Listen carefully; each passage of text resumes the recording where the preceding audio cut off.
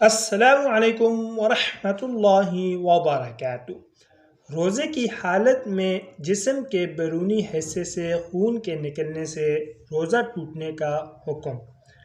روزے کی حالت میں اگر جسم کے بیرونی حصے سے خون نکل جائے تو روزہ نہیں ٹوٹے گا، اور اگر روزے کی حالت میں دانت سے خون نکلا لیکن حلق سے نیچے نہیں اترا تو روزہ نہیں ٹوٹے گا، لیکن اگر دانتوں سے خون نکل کر تھوک کے ساتھ مل کر حلق سے نیچے اتر گیا تو دیکھا جائے گا کہ خون غالب ہے یا نہیں۔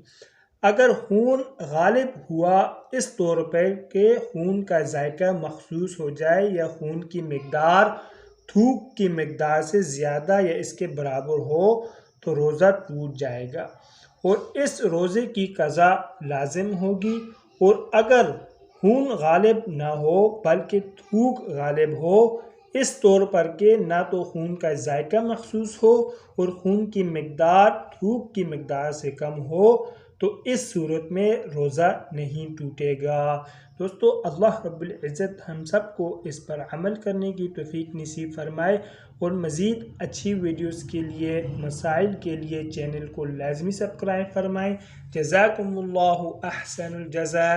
طالب دعا قاری محمد آصف۔